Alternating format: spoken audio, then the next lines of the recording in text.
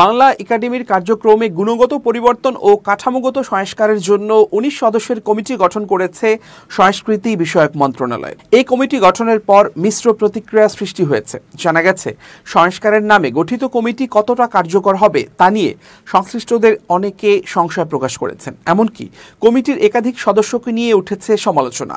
কারণ এসব সদস্যের অনেকেই বিভিন্ন প্রতিষ্ঠানে গুরুত্বপূর্ণ দায়িত্বে রয়েছেন। তারা সেসব প্রতিষ্ঠান সামলিয়ে ঠিকঠাক সময় দিয়ে সংস্কার কতটা এগিয়ে নিতে পারবেন সেই প্রশ্ন তোলা হয়েছে।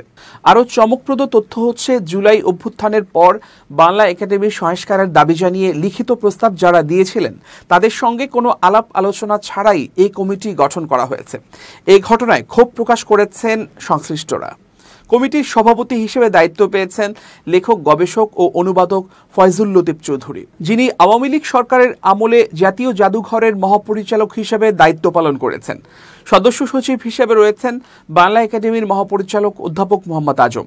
কমিটির অন্যান্য সদস্যরা হচ্ছেন কবি, প্রাবন্ধিক ও যুগান্তর সম্পাদক আব্দুল হাই শিকদার, অধ্যাপক, গবেষক ও বিশিষ্ট লেখক Salimullah Khan, University of Liberal আর্টসের অধ্যাপক Sumon Rahman, Press Institute of Bangladesh পিআইবির মহাপরিচালক ফারুক ওয়াসিফ, কবি ব্রাত্য রাইসু, কবি ও চিত্র পরিচালক মোহাম্মদ রোমেল, বাংলাদেশ সংবাদ সংস্থার ব্যবস্থাপনা পরিচালক মাহবুব মোর্শেদ, জাতীয় গ্রন্থকেন্দ্রের পরিচালক আফসানা বেগম, অধ্যাপক আল মামুন, কবি ও গবেষক শাখাওয়াত টিপু, লেখক রিফাত হাসান, দৈনিক আমাদের সময়ের নির্বাহী সম্পাদক এহসান মাহমুদ, কবি ও সাংবাদিক কাজী জেসিন, অধ্যাপক আহমদ মোস্তফা কামাল, লেখক অনুবাদক জাবেদ হোসেন ও পিআইবির গবেষণা বিশেষজ্ঞ সহুল আহমদ মুন্না।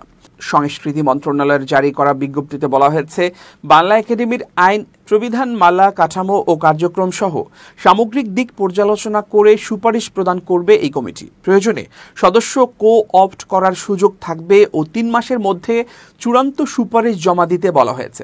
কমিটিতে রয়েছেন লেখক, কবি, সাংবাদিক, গবেষক সহ সংস্কৃতি অঙ্গনের বেশ কয়েকজন গুণীজন। এ বিষয়ে প্রতিক্রিয়া জানিয়েছেন লেখক, গবেষক ও সংস্কৃতি বিশ্লেষক ইমরান মাহফুজ। তিনি বলেন, গত বছর ১৫ অক্টোবর একাডেমি ও সংস্কৃতি মন্ত্রণালয়ের সচিব বরাবর আমরা সংস্কার প্রস্তাব জমা দিই। সেখানে কাঠামোগত পরিবর্তন, কাজের গতি ও জবাবদিহির বিষয়ে সুস্পষ্ট সুপারিশ করা হয়, কিন্তু সেসব কিছুই মানা হয়নি। এমনকি প্রস্তাবদাতাদের কাউকে সংস্কার কমিটিতে রাখা হয়নি। ইমরান মাহফুজ আরও বলেন, সংস্কৃতি উপদেষ্টা সহ সংশ্লিষ্টরা আশ্বাস দিয়েছিলেন সংস্কার হলে যোগাযোগ করা হবে, কিন্তু কোনো আলোচনার সুযোগ না দিয়ে একতরফা কমিটি গঠন করা হয়েছে। কমিটির অনেক সদস্য আছেন যারা নিজেদের প্রতিষ্ঠানেই সংস্কার করেননি বা উদ্যোগী নেননি। তারা বাংলা একাডেমির কি সংস্কার করবেন? বাংলা একাডেমির মহাপরিচালক ও কমিটির সদস্য সচিব অধ্যাপক ডক্টর মোহাম্মদ আজমের কাছে প্রতিক্রিয়া জানাতে ফোন দেয়া হলে তিনি বলেন, আমি এখন একটা মিটিংয়ে আছি, এই বিষয়ে কথা বলতে পারছি না। দীর্ঘদিন ধরেই বাংলা একাডেমি নিয়ে সংস্কারের দাবি রয়েছে। গবেষণা, প্রকাশনা ও সাংস্কৃতিক কার্যক্রমে প্রতিষ্ঠানের কার্যকারিতা নিয়ে সমালোচনা রয়েছে লেখক, পাঠক মহলেও।